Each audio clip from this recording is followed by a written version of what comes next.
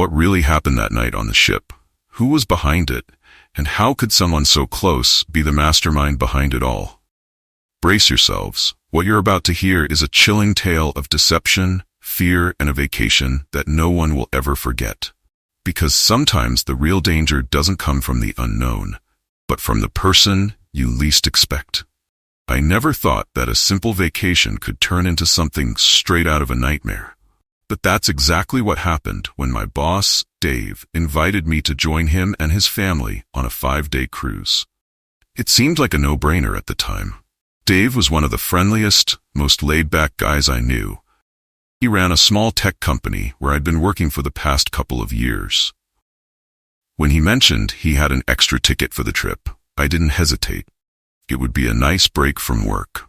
Just sun, relaxation, and time away from the stress of everyday life. Along with Dave were his wife, Karen, and their teenage son, Alex. Alex was your typical 16-year-old, quiet, always glued to his phone, not much for conversation. He mostly kept to himself, even on the trip. I noticed him hanging around the pool and chatting with some other teens, but for the most part, he didn't seem particularly interested in the family vacation. I didn't think much of it. Teenagers, right?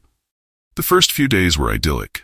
The sun was shining, the food was incredible, and the endless expanse of the ocean was mesmerizing. We docked at a few islands, explored the ports, and enjoyed the onboard amenities, swimming, shows, the works. Everything was perfect. Too perfect, perhaps. Looking back now, there was an eerie calmness to those days, like the silence before a storm. But of course, I couldn't have known that then. Things started to take a turn on the third night. We had all spent the day enjoying the ship's entertainment, followed by a big dinner at one of the onboard restaurants. Alex had seemed more distant than usual that night, barely touching his food, not saying much. I noticed him slipping away quietly after dinner, but I assumed he was just heading back to his room or meeting up with some of the other teens. That night, I went to bed around midnight. My cabin was just a few doors down from Dave and Karen's suite, and by then, the gentle rocking of the ship had become a comforting rhythm, lulling me to sleep almost instantly. But that peaceful feeling didn't last. At around 1:30 a.m., I was jolted awake by a loud, frantic knock on my door. Groggy and disoriented, I stumbled to the door, wondering who could possibly be at my door at this hour. When I opened it, Dave was standing there, his face pale, his eyes wide with panic. He looked like he had seen a ghost. "Has Alex come back to your room?" he asked, his voice trembling. Confused, I shook my head. "What? No, why would he be here?" Dave's expression darkened. "He never came back after dinner. Karen and I thought maybe he was hanging out with the other kids, but it's been hours now. He's not answering his phone, and we've checked everywhere." I felt a sinking feeling in my stomach. Something wasn't right. "Let's go find him," I said, grabbing my jacket and heading out the door. The ship's halls were eerily quiet as we rushed to the customer service desk, where Karen was already waiting, her face tight with worry. She had alerted the ship's crew, but now we needed to make sure the search was taken seriously. The staff didn't waste any time.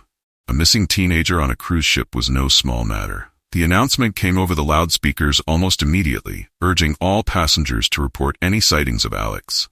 Security teams began combing through the ship, but it was massive, a floating city with countless nooks and crannies. Finding one person was like searching for a needle in a haystack. We spent hours scouring the ship. First, we checked the obvious places: the pool deck, restaurants, game rooms, and theaters. But there was no sign of Alex. By now, the tension had reached a breaking point. Dave and Karen's panic was palpable, and I couldn't help but feel it too. I mean, how does a kid just disappear on a ship? This was supposed to be a relaxing getaway, not a nightmare.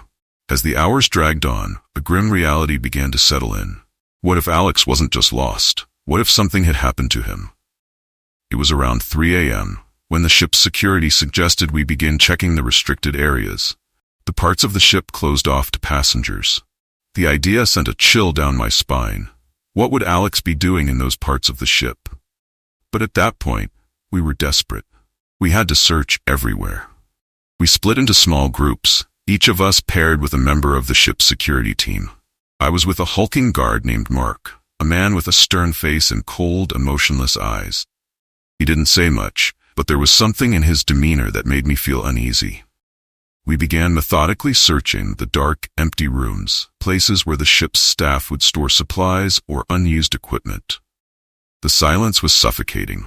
The only sound was the low hum of the ship's engines vibrating through the walls. The deeper we went into the ship, the more unsettling it became. The narrow hallways seemed to close in around us, and the rooms were pitch black. Save for the faint glow of our flashlights, we checked room after room, but they were all the same, dark, empty, and cold. I was beginning to lose hope when, just as we were about to give up, we opened a door that made my blood run cold. There, sitting on the floor in the middle of the dark room, was Alex. His hands were tied behind his back with thick, coarse rope. His mouth was gagged with a dirty cloth, and his eyes were wide with terror. The moment he saw us, he tried to scream, but the gag muffled his voice. I froze for a moment, unable to process what I was seeing. It was like something out of a horror movie, the kind that makes your heart pound in your chest. We rushed to him, pulling the gag from his mouth and untying the ropes that bound him. As soon as he was free, Alex collapsed into my arms, trembling violently, tears streaming down his face. He told me not to say anything, Alex stammered, his voice shaking. He said if I told anyone, he'd kill my family. I felt a surge of anger and fear. Who? I asked, my voice barely above a whisper. Who did this to you? Alex's eyes darted around the room, as if he expected the man to appear out of the shadows. A man, dressed in black. He grabbed me when I was heading back to our room. He dragged me in here and tied me up. My mind was racing. This wasn't some misunderstanding. This wasn't a prank. Someone had deliberately taken Alex, someone dangerous, and that person was still somewhere on the ship. We immediately alerted the ship's security, and the area was locked down. They began reviewing security footage, combing through hours of recordings to try and find any trace of the man Alex had described. Meanwhile, Dave and Karen were beside themselves with relief and fear. They had their son back, but the nightmare was far from over. The person who had done this was still out there, lurking somewhere on the ship. Hours passed, and just when it seemed like we would never find him, the ship's security team identified a suspect. The news hit me like a punch to the gut. It was someone we all knew, a quiet guy from our company, someone who worked in the accounting department. He had always been a bit of a loner, keeping to himself during company events. We'd even had drinks with him the night before, chatting casually as if nothing was wrong. But now, seeing him on the security footage, lurking in the shadows, following Alex, I couldn't believe it. When they brought him in, he didn't even try to deny it. He just sat there, staring at the ground, as they cuffed him and handed him over to the authorities at the next port. It turned out he had a grudge against Dave.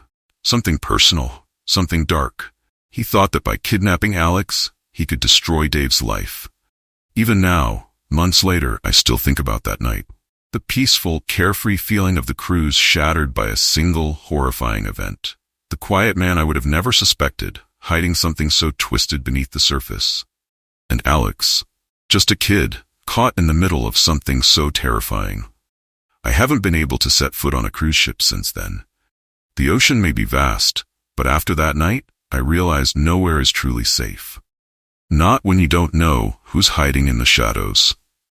If you enjoyed this story and want to hear more chilling tales, make sure to subscribe to our channel and hit the bell icon so you never miss an upload.